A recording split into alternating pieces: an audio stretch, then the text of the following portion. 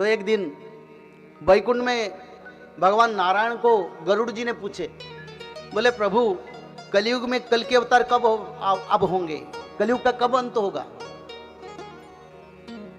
और प्रभु आप तो मरते वैकुंठ जगन्नाथ धाम में दारू ब्रह्म के रूप में पूजित होंगे, ये भी मैं जानता हूं, पर कलयुग का अंत और कल के अवतार कब होगा?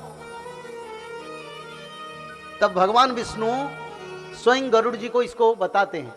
ग्रंथ का नाम गरुड़ संवाद बताते हैं भगवान, और गरुड़ जी पूछ रहे हैं कलयुग का अंत कब होगा? तब जगन्नाथ जी क्षेत्र का संकेत प्रभु बताते हैं। भविष्यवाणी शास्त्र में लिखा है, मैंने परसों बताया था, कल भी बताया था, जिस समय जगन्नाथ मंदिर के मुख्य मंदिर से पत्थर गिरेगा उसी समय कलयुग का अंत होगा, ये लिखा था।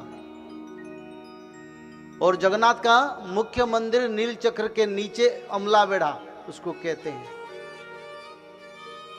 और वहीं से जब पत्थर गिरेगा तब कलयुग का अंत होगा, अलग कहीं जगह से पत्थर गिरने से नहीं होगा। और ये हो चुका है, और कलयुग अंत हो चुका है।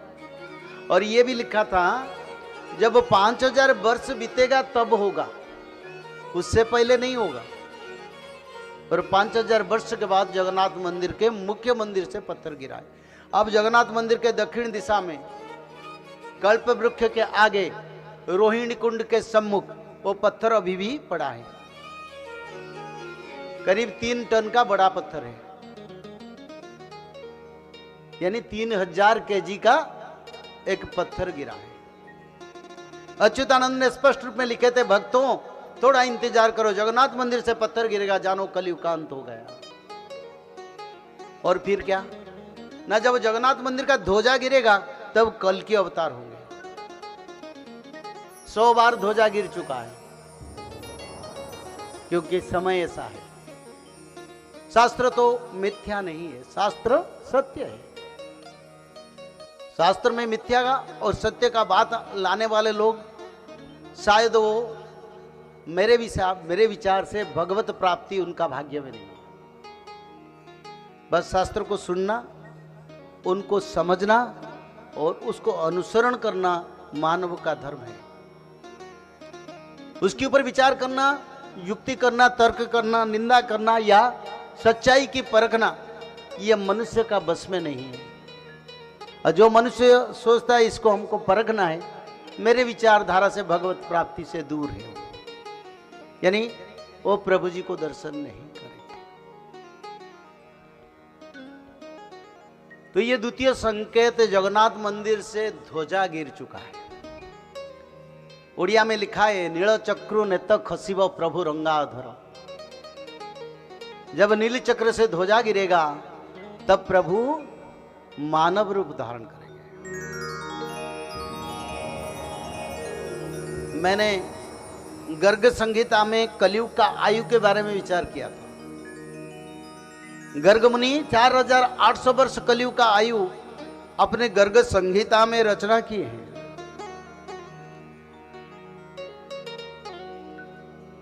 फिर हम मनुस्मृति शास्त्र को जाएंगे। मनुस्मृति सिर्फ भविष्यवाणी का हम नहीं कहते, हमने अष्टादश पुराण को पढ़ के प्रमाण मिले हैं।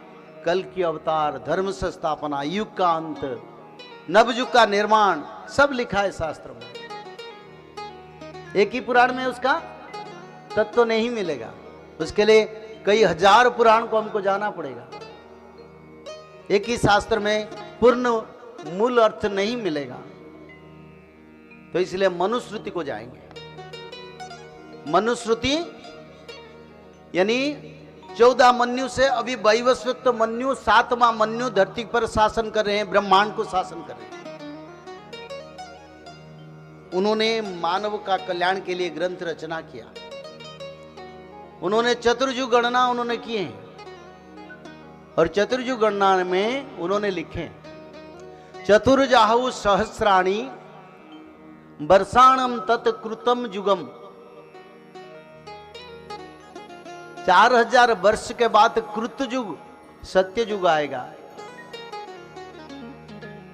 4000 वर्ष धरती पर कलयुग को बीतने के बाद सत्ययुग का आगमन हो।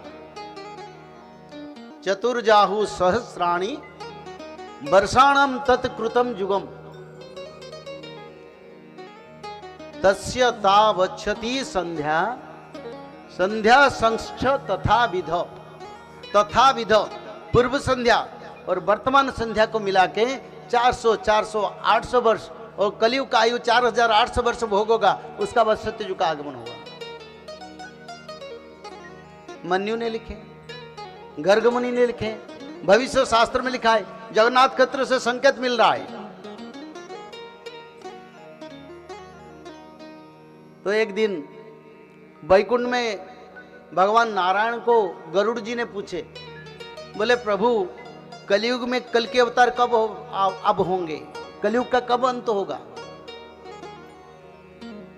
और प्रभु आप तो मरते वैकुंठ जगन्नाथ धाम में दारू ब्रह्म के रूप में पूजित होंगे, ये भी मैं जानता हूं, पर कलयुग का अंत और कल के अवतार कब होगा? तब भगवान विष्णु स्वयं गरुड़ जी को इसको बताते हैं। ग्रंथ का नाम गरुड़ संवाद बताते हैं भगवान, और गरुड़ जी पूछ रहे हैं कलयुग का अंत कब होगा? तब जगन्नाथ जी क्षेत्र का संकेत प्रभु बताते हैं। और गरुड़ जी पूछते हैं प्रभु जगन्नाथ मंदिर कब आप त्याज्या करेंगे, मंदिर छोड़ेंगे कब? ना देउलरु चुनो छाड़ी ब चक्र वक्र होई। जब जगन्नाथ मंदिर से चूना छोड़ा जाएगा, निकाला जाएगा, चक्र वक्र होगा, उसी समय मेरा अवतार का समय होगा। और